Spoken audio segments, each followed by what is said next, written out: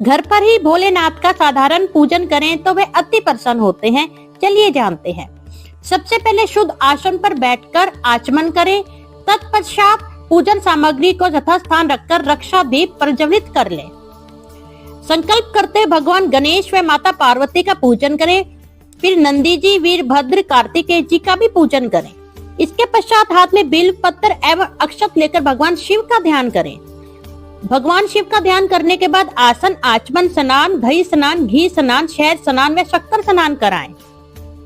इसके बाद सुगंध स्नान कराएं, फिर शुद्ध स्नान कराएं, फिर गंगा जल से एक बार स्नान कराएं।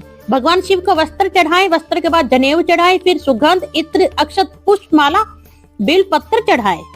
इसके बाद विविध प्रकार के फल चढ़ाएं, धूप दीप जलाएं, नैवेद्य लगाएं और भोलेनाथ की आरती करके क्षमा याचना कर ले। भोलेनाथ इसी पूजा से ही अति प्रसन्न। एक उपाय लेके आई हूँ, संतान प्राप्ति का उपाय, जो हमें शिवरात्रि पे करना है। एक छोटा सा उपाय है, आप जरूर कीजिएगा। आपको क्या करना है, महाशिवरात्रि को सुबह जल्दी उठकर स्नान आदि करने के बाद भगवान शिव की आपको पूजा करनी है। आपको गेहूं के आटे से 11 शिवलिंग बनाने हैं। गेहूं के आटे से 11 शिवलिंग बनाने हैं और प्रत्येक शिवलिंग पर शिव जी का कोई भी स्तोत्र आप ले सकते हैं, उससे पाठ करते हुए आपको जल अभिषेक करना है।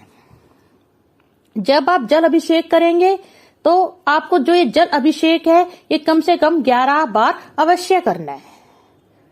दूसरे शब्दों में 11 बार ही आप स्तोत्र करेंगे और 11 बार ही आप जल अभिषेक करेंगे जो आपने शिवलिंग बनाए हैं गेहूं के, उनके ऊपर। और उसके बाद वह जो जल है जो आप शिवलिंग पे चढ़ाएंगे, उस जल का कुछ भाग आप प्रसाद के रूप में ग्रहण करेंगे। पति भी ग्रहण करे और पत्नी भी ग्रहण करे। इसका जो फल है वो 100% है। आप विश्वास और पूर्ण भक्ति के साथ इस उपाय को कीजिएगा। एक बात बहुत ध्यान लगाकर सुनिएगा। एक बेलपत्री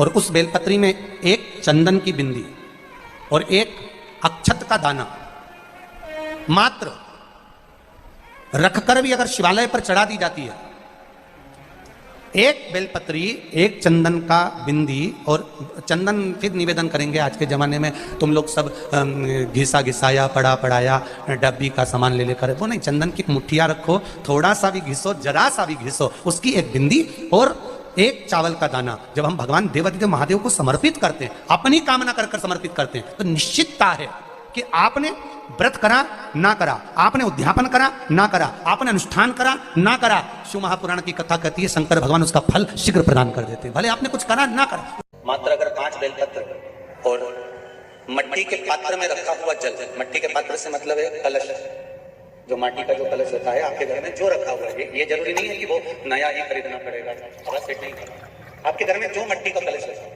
5 बेलपत्र, मट्टी के कलश में जो जल भरा हुआ हो, वो जल तांबे के पात्र में डालकर शिव जी पे 5 बेलपत्र अशोक सुंदरी वाली जगह पर, जो आप लेकर आए हो 5 बेलपत्र वो अशोक सुंदरी वाली जगह पर समर्पित कर मट्टी के पात्र का जो जल है वो जल बैसाख के महीने में किसी भी दिन, चाहे आप सोमवार को कर लो, प्रदोष को कर लो, चाहे आप शिवरात्रि पे कर लो बैसाख महीने की, तो आप अगर उस मट्टी के कलश का जल या पात्र का जल शंकर भगवान को 5 बेलपत्री अशोक सुंदरी वाली जगह पर समर्पित कर जल अगर चढ़ा देते हैं, तो महाराज ये उदर से जो जुड़ी हुई परेशानियां जो मनुष्य को झेलना पड़ती है, चाहे भोजन नहीं पच रहा हो, चाहे उदर में पथरी हो रही। 3 तिथियां ऐसी है जिसमें महादेव जी को शूल अर्पित किया जाता है धतूरे के साथ।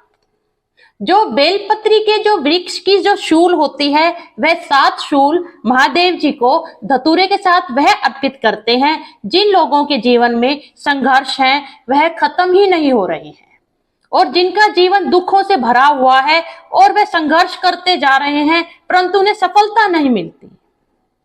ये तिथियां कौन सी है, आइए जानते हैं। जो महादेव जी जगत के कल्याण करते हैं, ये तिथियां हैं। पहली तिथि है प्रदोष, पहली, चाहे वह सोम की हो, चाहे मंगल की हो, चाहे रविवार की हो, चाहे गुरु की हो। जो प्रदोष जो है तिथि, उसमें शाम के समय जब सूर्यास्त हो रहा हो उसके तुरंत बाद 7 शूल बेलपत्री वृक्ष की जो कांटे होते हैं वह, और एक धतूरा, वह महादेव जी को आप समर्पित करिए। आप परिणाम खुद देखेंगे। अगर आपके जीवन में अड़चने ही अड़चने हैं और आप उन्नति नहीं कर पा रहे, तो आप पहले प्रयास में ही सफल हो जाएंगे। दूसरी तिथि कौन सी है? दूसरी तिथि है शिवरात्रि। उसमें समय कौन सा रहेगा? मध्याह्न, यानी कि दोपहर को पूरे 12 बजे। धतूरे के साथ 7 कांटे बेल पत्तर के वृक्ष के महादेव जी को समर्पित करने हैं। यह जो उपाय है यह उनको भी फायदा देगा जो किसी व्यसन में हैं, जिनको शराब की लत है, जुए की लत है, या जो अपने रास्ते से भटक गए हैं। यह उपाय उनके लिए भी बहुत ही आराम दिलाएगा।